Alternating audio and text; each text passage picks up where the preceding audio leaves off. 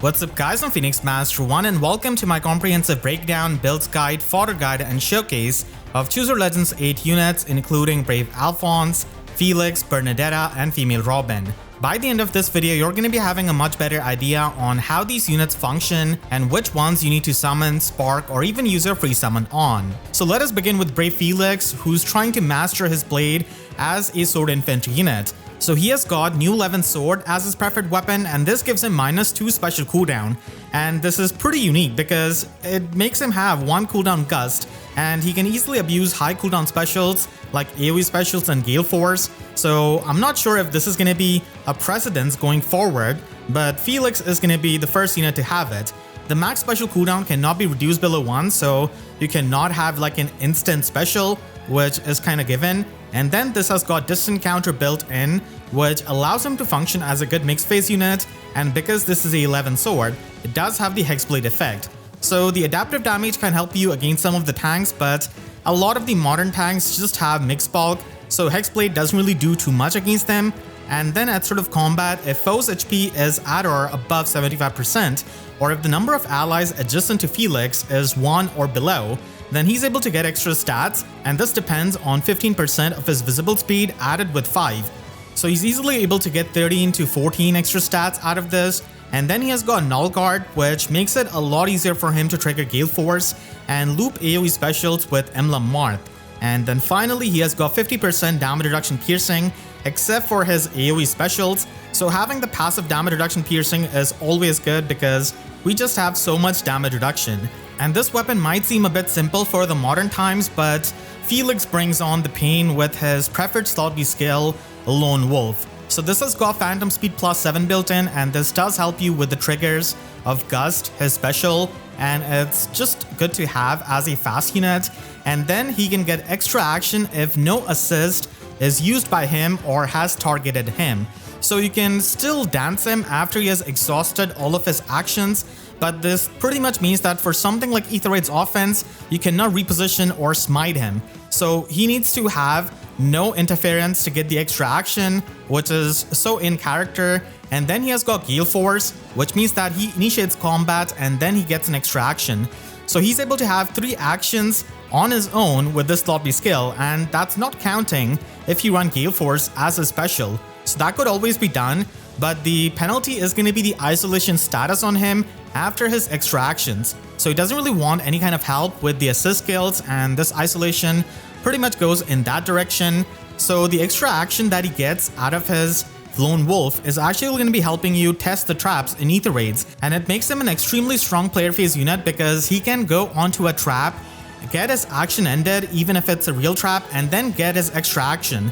So this allows him to not really care about any kind of traps, hex traps or bolt traps, heavy traps, it doesn't really matter. Even if it's a bolt trap, as long as he's alone, he's going to be getting all of the effects out of the slot B skill and his weapon. So this makes him a monster in Aether Raids offense, and he's also a huge pain in Aether Raids defense and in arena because even in the AI's hands, he's going to be chasing you hard because he can move up to 3 spaces, get another action, and then just attack you. So that is extremely annoying, and this skill gives them even more effects. So either if he's going to be at or above 25% HP, or if he has got 1 or less allies near him, he's going to be inflicting -5 debuff to all of the stats of the enemy, and he also gets true damage based on 20% of his speed, including the AoE specials, which he can easily use.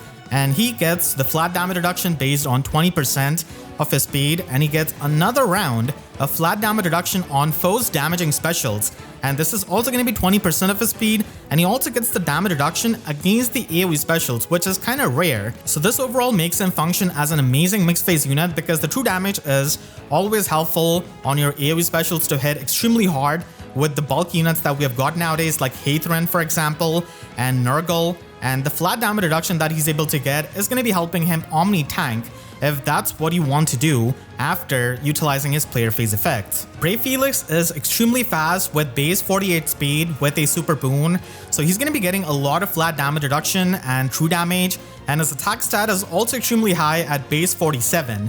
And he does come with a special called Gust, which we did see first on Attuned Erica, so this pretty much gives you special damage based on 50% of his speed.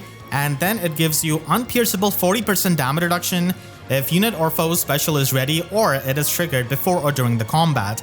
And Gust is a fantastic mixed phase option for him that can make him bulky. And speaking of bulky, we have got attack speed XL. So this is another skill that can give you extra offenses, but it gives you flat damage reduction, and it gives you the flat damage reduction up to 12 when the unit initiates combat. And then you also get flat damage reduction against foes damaging specials.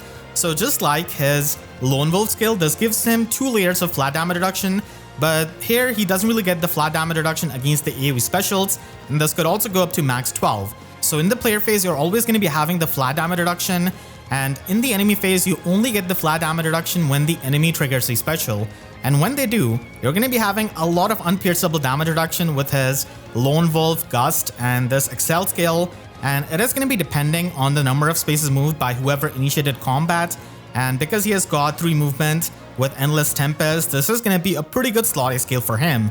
And his best emblem is Emblem Celica, and that makes it even better with the attack speed XL usage.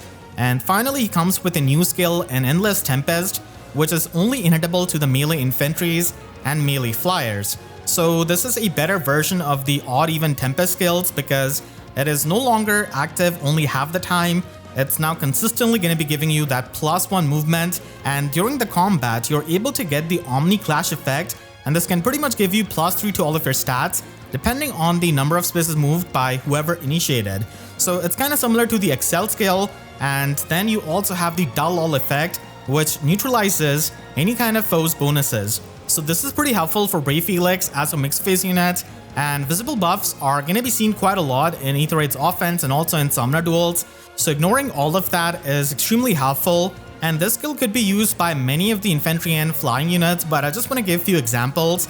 So one of the best users of this is going to be Dogger, who can also get Gust and attack speed XL at the same time, and Endless Tempest allows her to get the extra movement, and then she can do the cleanup with Galeforce and Flash Sparrow.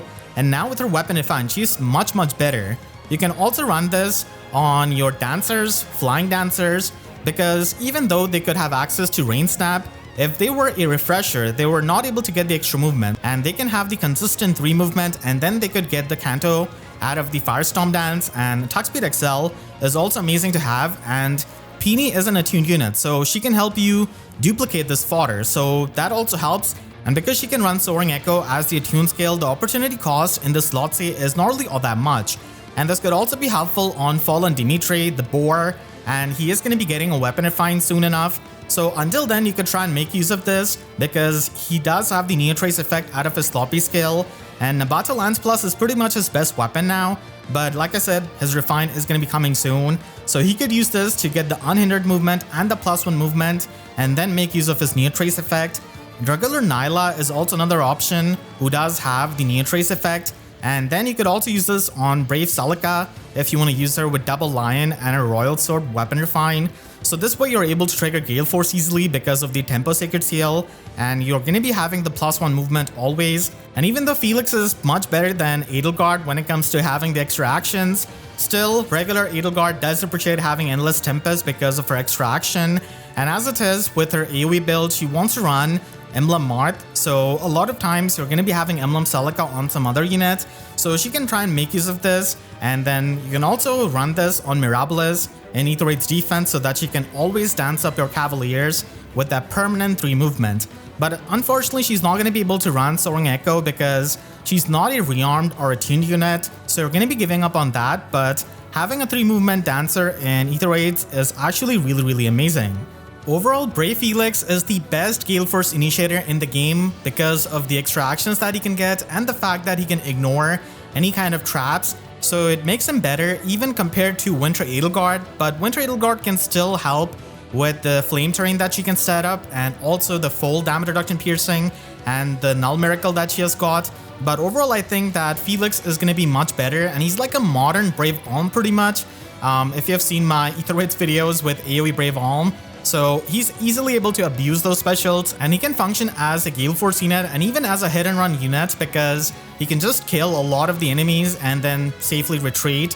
And it makes him a pretty hard unit to run away from because he's going to be getting an extra action after moving the first time, and because he gets the extra action, he pretty much cleanses any kind of penalty on him, which is also a big positive. As I said before, Emblem Celica is pretty much his best emblem, but if you don't have her, then you could try and use Realm Tana or Ninja Gren and pretty much use their teleportation to make Felix engage on the enemy team. So you don't want to use any kind of Brave Crom or any kind of assist, but Emblem Celica is the best because you can easily warp and engage on the enemy team even without requiring endless Tempest, and you could just run some other slotsy skill. On super budget, you could just run him with his base kit and get a ton of flat damage reduction, and he is missing null follow-up, so you could try and run that as a sacred seal if you're not going to be outsourcing it.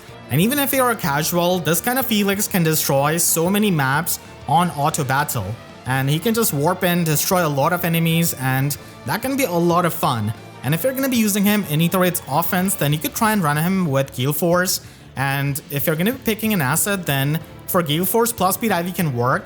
So with a double Fury build, you're going to be able to fall into the Wings of Mercy range in 3 combats, and Galeforce can give him another action, which is absolutely insane. And I feel like on 2 of your teams, you can have the tech option of running Galeforce Felix on one of the teams and then having AoE Felix on one of the teams. And depending on if you're not facing a bulky team, you could try and run Galeforce Felix and get the extra actions. But if you're facing a team with a lot of bulk, then AoE Felix can be used with Blazing Wind, and this makes him hit really hard because he gets his true damage added into the AoE special. And if you're going to be focusing on the AoE specials, then plus attack IV is going to be a bit better. And like I said before, with Emblem Celica, he doesn't even need to run Endless Tempest many times, so you could run Fatal Smoke 4 and pretty much get the Null Miracle and the Deep Wound status on the enemy. And Blazing Wind is going to be really helpful getting past even some of the near save tanks. And you could also run him with Time Pulse or Infantry Pulse depending on your team, so that he can pre-charge the special. And you could run Emblem Marth with an AoE special, but I feel like it is pretty easy to pulse him down with units like Garrick, Asker, Bright Embla, Veluria, and even Panette. And being an infantry unit compared to Winter Edelgard or Summer Gulfik is much better for him as an initiator because of that reason. And with this kind of minus HP IV, you're going to be able to fall into the Wings of Mercy 3 range in 2 combats, and that is pretty easy to do with his extra actions.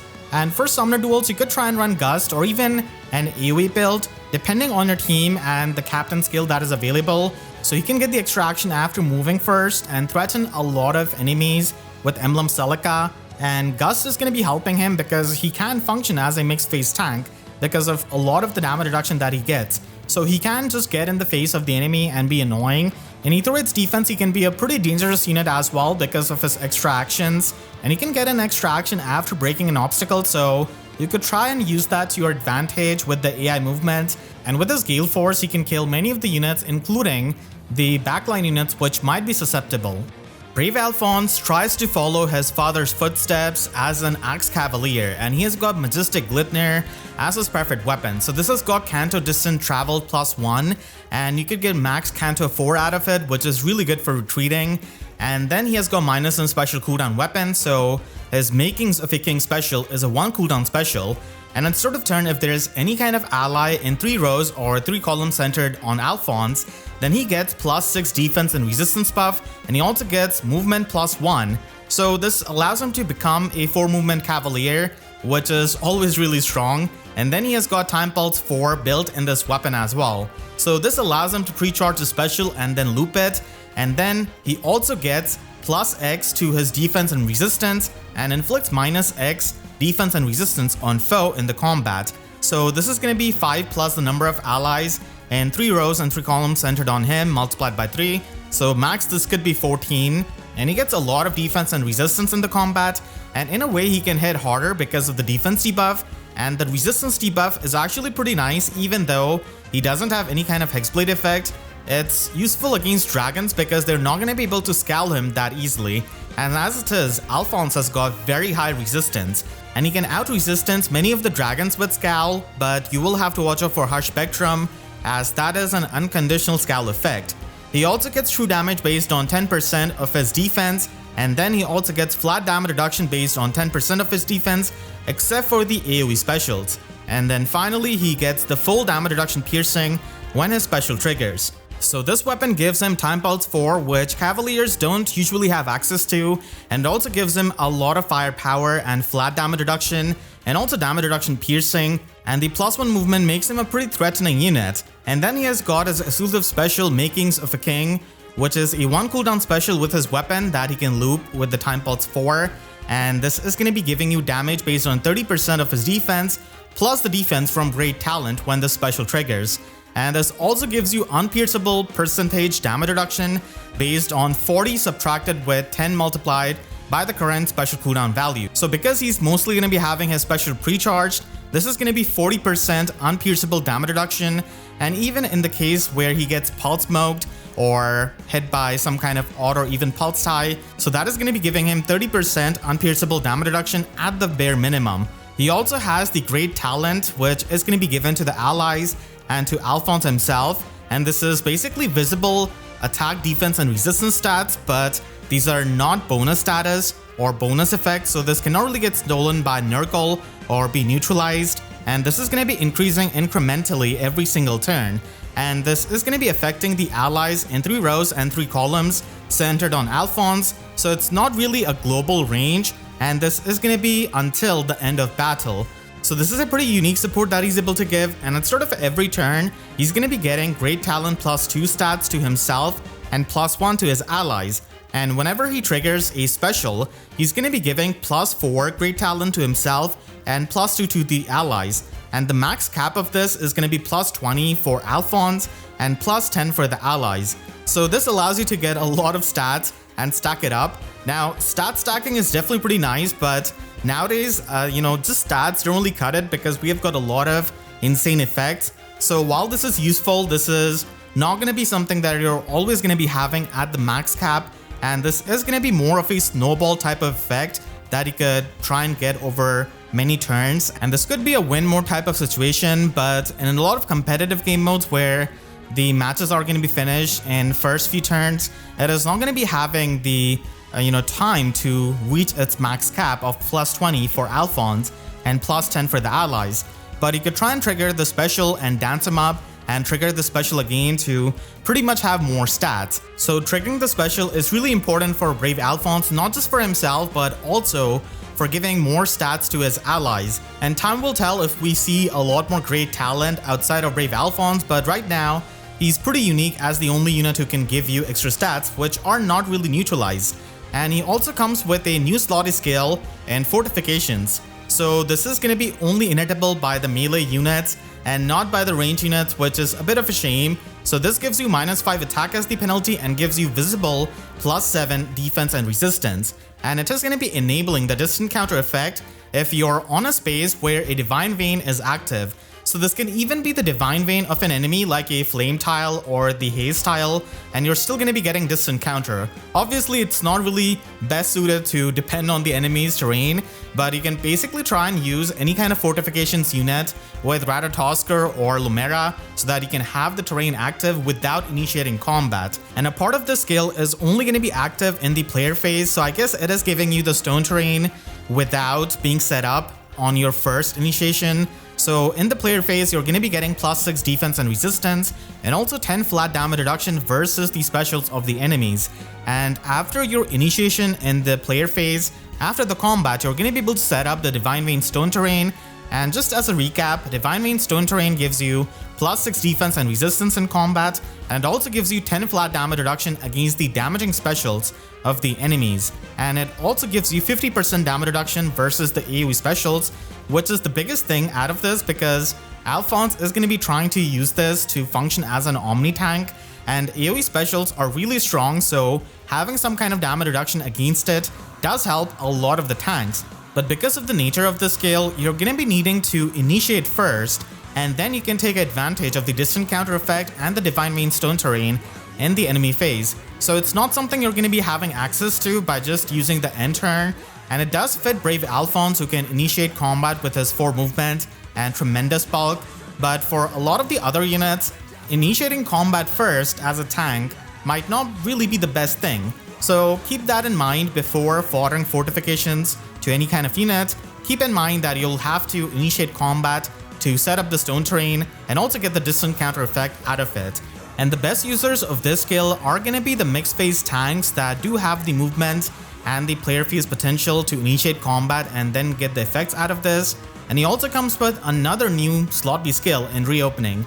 So this is also only inheritable by the melee units, and this is going to be giving you -5 attack debuff on the foe and also inflicts the guard effect on the foe, which is not the most insane because we have got a lot of null guard effects.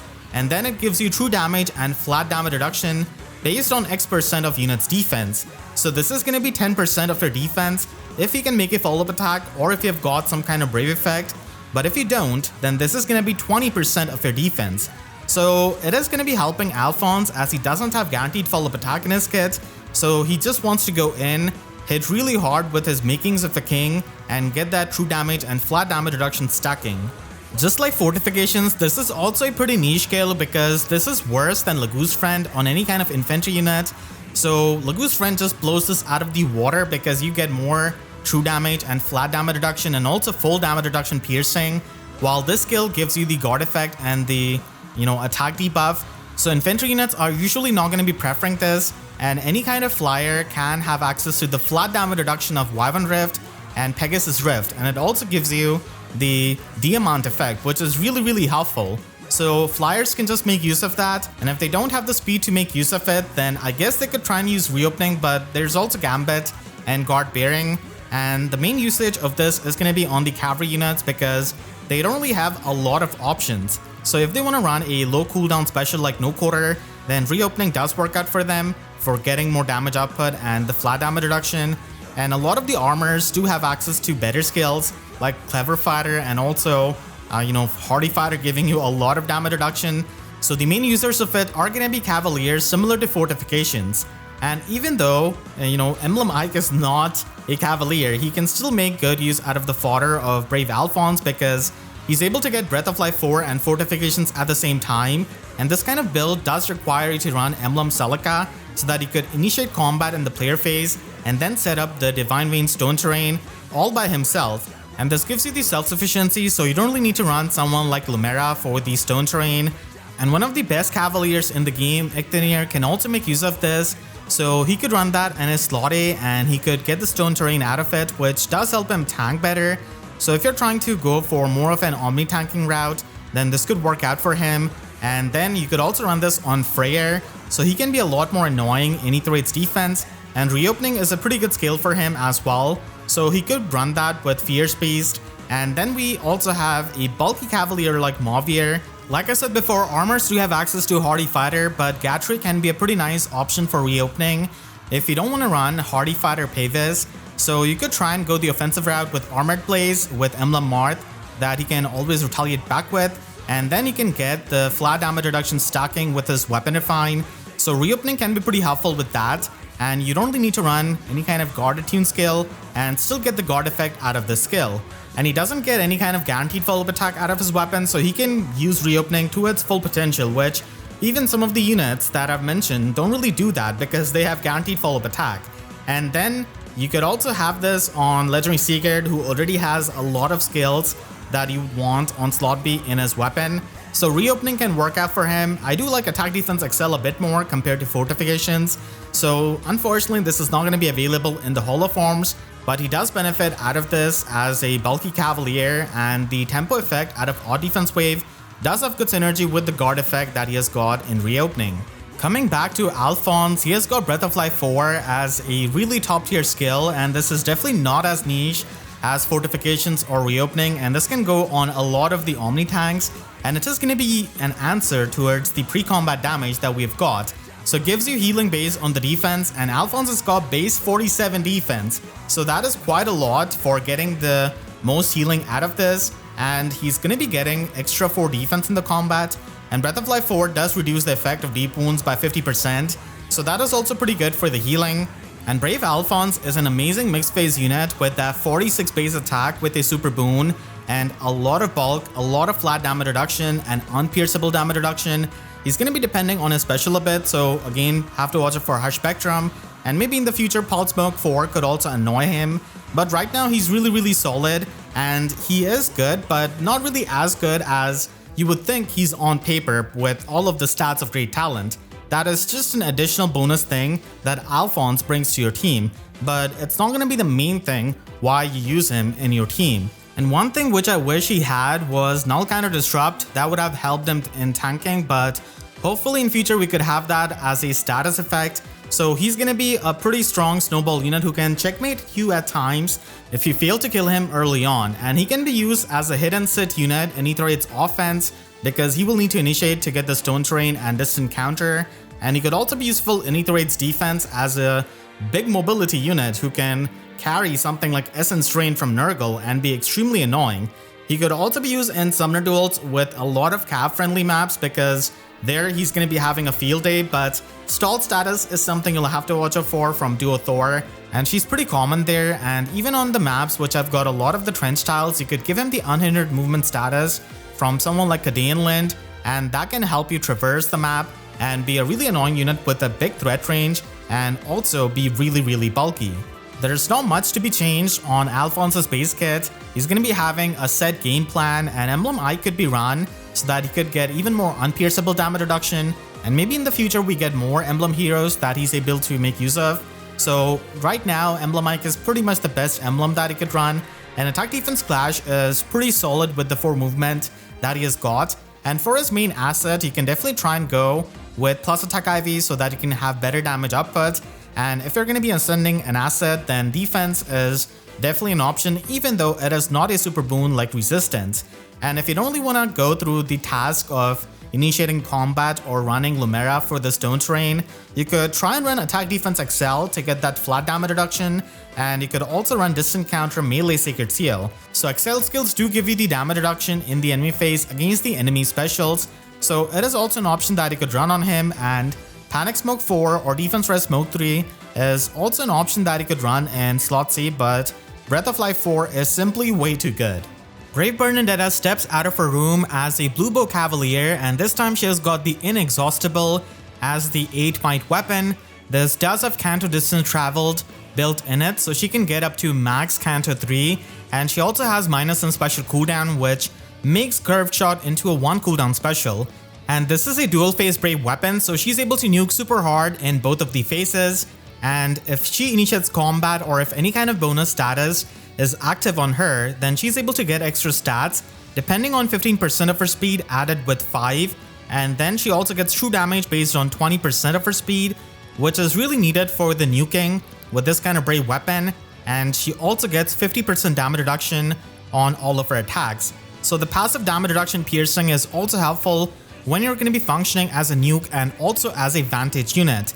And she has Paranoia as her Slot C skill, which does give her the null follow-up status at sort of turn, and to herself and the allies in 2 spaces, she gives out the 1 HP friendly fire damage that we have seen before. So this enables the usage of Reciprocal Aid, Ardent Sacrifice, Escape Route 4, and it can lead to some cool scenarios. And this is also going to be enabling Paranoia, which is a new status effect that she gives herself and also to the allies in 2 spaces. And to the closest foes in 5 spaces of her, and the foes in 2 spaces of them, she's going to be reflecting any kind of penalty status effects onto them. So the reflection doesn't really have the infinite range, but it is going to be enough for something like Aether Raids offense, and this way she can reflect a lot of the negative status effects on the enemies, and she could actually get affected by stuff like Tactics Room and Panic Manor, and then reflect the negative status effects on the enemies and just gravity the entire team. So that is a possibility, and she also self-cleanses any kind of penalty status active on herself, and this is excluding the penalties that are inflicted at the start of the same turn. And this is a really cool support that Bernie is able to provide to many of her allies, and also take benefit of this with the Paranoia status. And at start of combat, if her HP is at or below 99%, then she's able to get +5 attack and speed, and also the Null Guard effect, which enables her to trigger her specials a lot easily, and that is going to be needed for ensuring the kills. So Paranoia status is a new status effect that is probably going to be exclusive to Brave Bernadetta, at least for a while. It is going to be checking for the unit's HP, and if it's at or below 99%, then you're going to be getting the effects. And this is pretty easy to activate because Bernie is going to be doing that friendly fire 1 damage, so you're going to be able to take advantage of it, and this gives you +5 attack in the combat, and also gives you the desperation effect in the player phase, which is good for the nukes, and it also gives you Vantage if either foe's range is equal to unit's range or if there are 3 or more penalty status effects active on them. And the Vantage only works in the enemy phase, and it doesn't really activate if you're using some kind of savior unit. So the Vantage does need a bit of setup with the penalty status effects, and for Bernie herself, it is also going to be needing some support. And once it gets going, it is actually pretty cool how you're able to Vantage with a multitude of different skills on many of the units, especially infantry units. Bernie unfortunately doesn't really have a lot of options as a ranged cavalry unit, but this is something that can help her in Aether Raids offense and also in Aether Raids defense. In Aether Raids defense, you could be using her if you don't have Fallen Ursula, and she can give the desperation effect to the other allies. And there are a lot of good cavalry units that we have got now, like Nidavellir, who pair extremely well with Bernie, and Vantage is going to be helping you in Aether Raids offense, but of course you'll have to watch out for the Hardy Bearing, which is going to be completely stopping you in your tracks. She does come with a new inhittable special for archers in Curved Shot, so this is going to be giving you the special damage by 30% of greater of foe's speed or defense, and this also gives you unpierceable 40% damage reduction if either the unit's or foe's special is ready or triggered before or during the combat, and if the unit themselves can attack. So this requires you to counterattack to the enemy, and unfortunately Bernie doesn't really have null counter disrupt, so against the sweep effects it is going to be pretty annoying for her if there are any leftover dual Leons present in Aether Raids defense, and this is going to be once per combat, so it does help her survive in case she's facing some kind of Hardy Bearing enemies. And I did run into some scenarios where a Hardy Bearing unit was not able to completely nuke her, so the survivability does help, but a lot of the times if there's a really strong nuke with Hardy Bearing, chances are that she's going to be dying. And Curved Shot can be inherited to other archers, and this is mainly a special that you use to get bulky and if you already have damage reduction piercing, and that's why it is tailor-made for Lieutenant Claude, who does have the damage reduction piercing with his weapon refine, and with Curved Shot he's able to have even more unpierceable damage reduction along with Fallen Star, and this allows him to function in both phases really well. And this can also be run on infantry archers because they can have access to physical null follow-up or speed defense tempo 4, which is going to be giving you that damage reduction piercing. And Lieutenant Crom can hit really hard, and he can get enough status effects to easily trigger the prime skill, so this can also be run on him so that he can always retaliate back with it. And you could also use this on Shannon if you don't want to run a Lagoose Friend build. So Curved Shot does give him the unpierceable damage reduction, and because he has got the damage reflection in his weapon refine, this can actually go really well offensively, and you can trigger 2 Curved Shots in a single round of combat by pre-charging it with Time Pulse 4.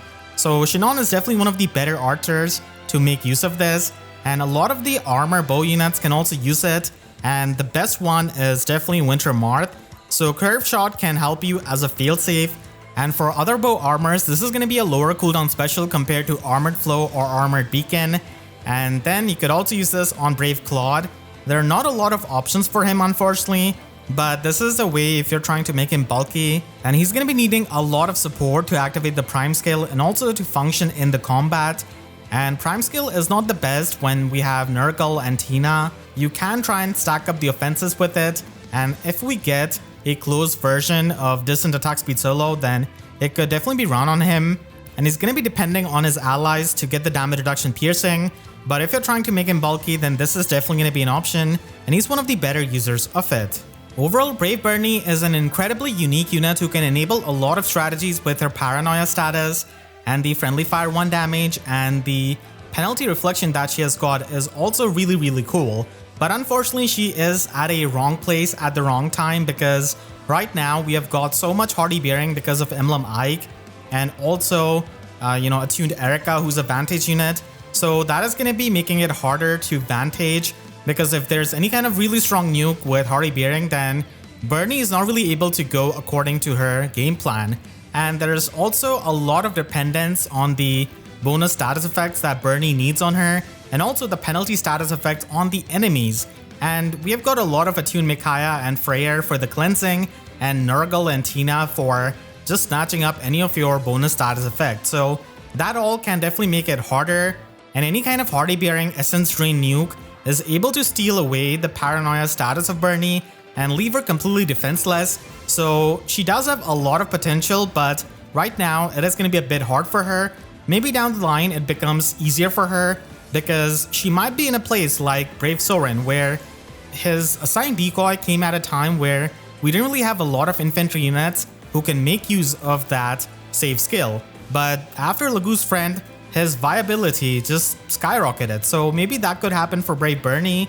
Bernie's base kit can work fine with the supports that he can give her, and you could try and get the plus attack IV because I kind of like it a bit more than plus speed IV on her because she does have the brave hits, and quad attacks are cool, but killing enemies in the 2 brave hits is a lot better. So you can try and run that, and also run attack speed catch as a mixed phase Sacred Seal. And you can even try and run her with Deadeye with Emblem Marth so that she can always trigger it on her brave attack. Now Emblem Marth does have the penalty on the damage output with the brave hits, but still I think can be worth it to get the full damage reduction piercing. So it is an option if you want to have the full damage reduction piercing and not just the 50% from her weapon. And Curve Shot is going to be giving you that bulk, but a lot of the times as it is, she's not going to be surviving a Hardy Bearing nuke.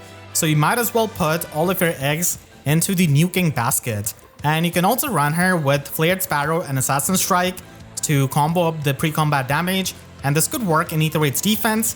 Even though, Breath of Life does exist, there are not really any better options that you can get for pure player phase nuking. And in Aether Raids defense, like I said, she can function with a lot of the cavalry nukes. And you could also use her in Aether Raids offense. I think that she functions a bit better in the light season than she does in the Astro season because there is Hathrin who's so bulky and Freyr who can cleanse the penalty status effects. So light season is going to be a bit easier for vantaging with Bernie, and she could also enable the vantage of the other allies. And for that, you could definitely try and run Speed Defense Ruse 4 so that you can get the extra penalty status effects on the enemy. And this is going to be enabling the vantage in the enemy phase with the paranoia status that Bernie can give out. So she could take a backseat and support her allies, and the Ruse debuffs are not something that Freyr is going to be able to cleanse, so it can also work in the Astra season. Brave Female Robin checkmates her foes as a colorless infantry mage, and she has got Exalt's Tactics as her preferred weapon.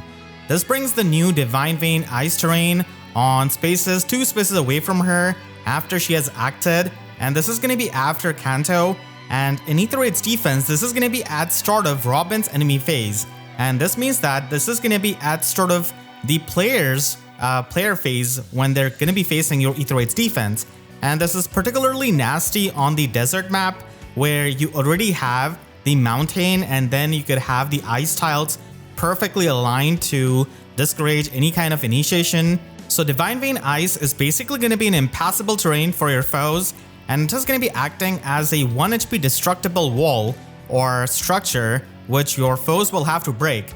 But for your own units, this is going to be a terrain that you could easily traverse, and this is going to be excluding the spaces occupied by a foe or any kind of destructible terrains that are already part of the map.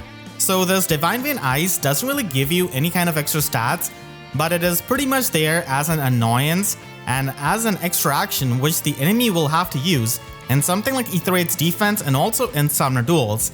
And Brave Female Robin is definitely a lot more geared towards Aether Raids defense and Summoner Duels with her utility and with her support. And that's not all of her preferred weapon. She has got even more for her own combat, and Divine Vein Ice is only a part of it.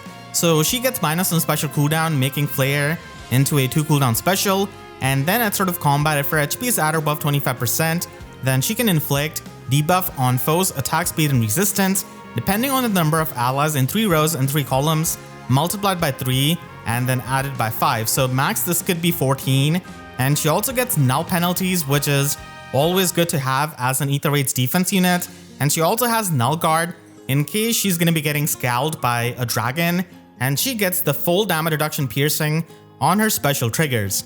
And she does come with Flare as the definitive infantry mage option, which is going to be giving you the healing, and it can be a pretty nice damaging special.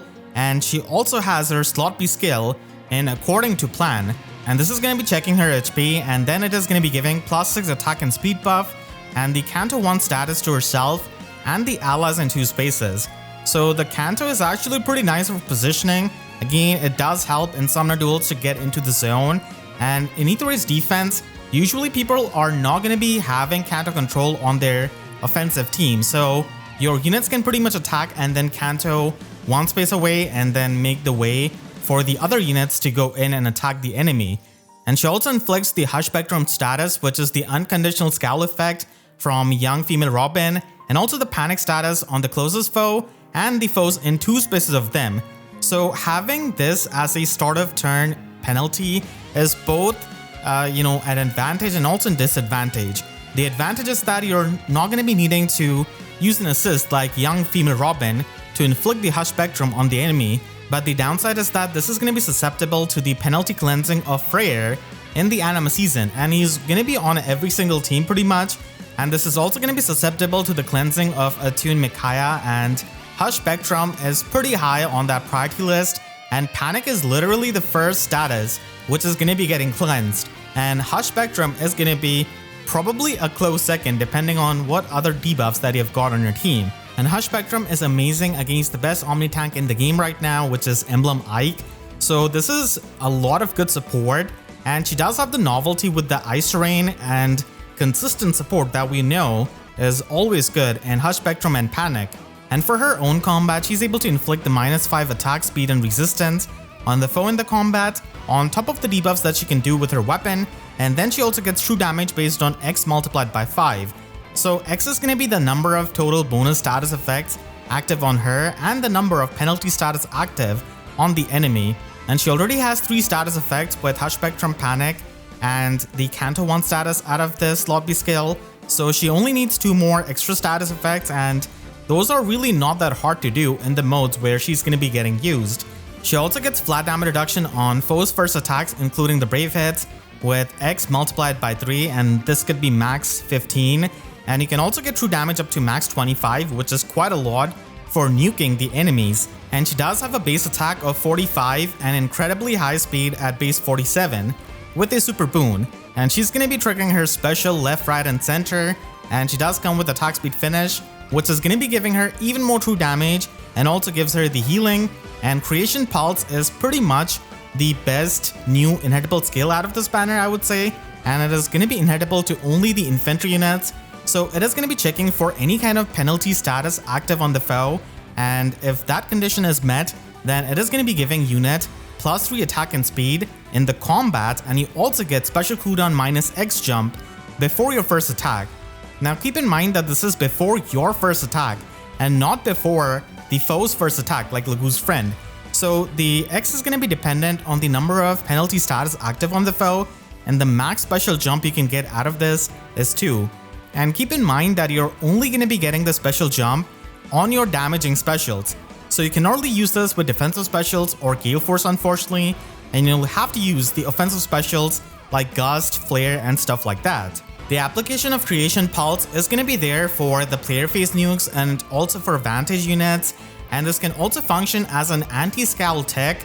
So because of the special jumping, you can pretty much make up for the fact that you're going to be getting scowled by stuff like Hush Spectrum, and this is going to be useful on a lot of infantry units. And this doesn't really take much to get activated because any kind of ploy unit or any kind of modern debuffing unit is already going to be debuffing the enemies for like 2 status effects. So that is not really all that hard to do. And of course, the best users of this is going to be Emblem Ike, because he gets countered by Hush Spectrum, so he uses Creation Pulse against Robin. And I cannot believe that I'm saying this, but this is arguably his best Lotsie skill in many scenarios over Breath of Life 4. So this gives you the anti-scowl effect, which does help him against Hush Spectrum and any kind of scowl effect. And with Emblem Celica, he's going to be having that warping, and you just need to support him well, and he's going to be making use of this. And Fire Flood Boost 3 is also a pretty nice alternative skill that he could run in his slotty for getting more bulk. And this is definitely something you're going to be facing in Summoner Duels, and Creation Pulse is a lot better than Fortifications that Brave Alfonse is able to give Emblem Ike. So Emblem Ike keeps on getting better and there's no stopping him. You can also use this on Validar, as he can inflict the Panic and the Discord status, and this could be used in conjunction with Special Spiral 4.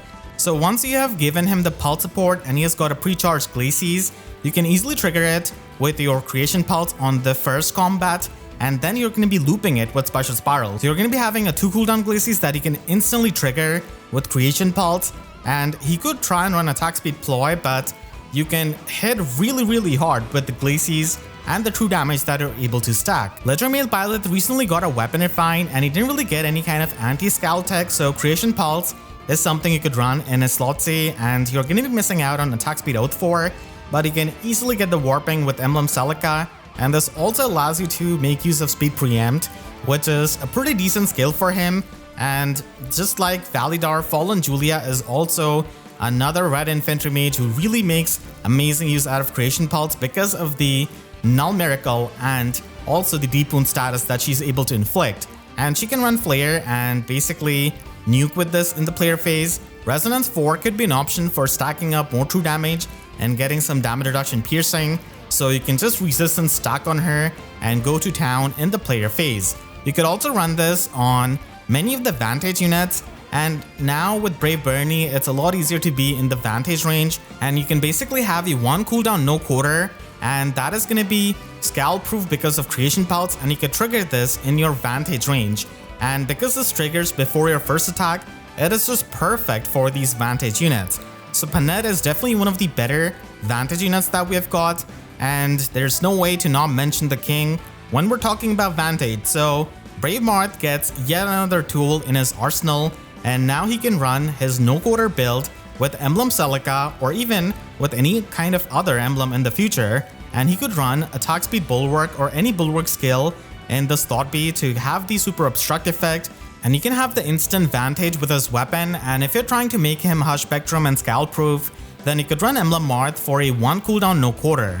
Overall, Brave Female Robin is an incredible mix of good support, utility, and nuking power, and Ice Terrain is something new that she brings. Of course, being a Divine Vein, it could be overridden by the enemy with their Flame Terrain, with their Haste Terrain, and even you yourself can override it with your own Divine Vein if you have multiple ones on your same team. But Ice Terrain is definitely going to be a pretty annoying thing for many of the units to waste an action against, and even if we get more Ice Terrain units, she's going to be having the Hush Spectrum and the Panic as the support that she can provide. And she herself functions really good in the combat with her incredible damage output, stacking up a lot of true damage, and also the flat damage reduction that she can use to fall back upon. So if you're going to be using her basic build, you can try and run Null Follow-Up Sacred Seal because she's missing this from her kit, so having this definitely helps her against many of the matchups. And Flare could be run with Emblem Celica, and if you're worried about the scowl effects, then Emblem Marth could be used. But Emblem Celica is pretty nice for the mobility, as that is also a thing that she's kind of missing. I really wish she also gave out the order status. That would be just perfect, and it would make sense on a tactician. But I digress. So we also have Firm Canto Curb as an amazing slot C option for especially Aether Raids defense and Summoner Duels. And this is an improved version of Canto Control, so it is going to be just getting rid of any kind of ending action of Duos Aether and Dual Leon, which is a lot more relevant for Summoner Duels, and Brave Female Robin is a very Summoner Duels and Aether Raids defense-centric unit, so this does work out on her, and at higher investment or max investment, she could definitely run Close Bonus Doubler because she gets a lot of debuffs in the combat against the enemy, and her defense is a bit higher than her resistance, so she could definitely try and function even in the enemy phase with that slotty skill. So after using all of these units extensively in different game modes, I think that the strongest units are going to be Brave Felix and Brave Female Robin out of this batch.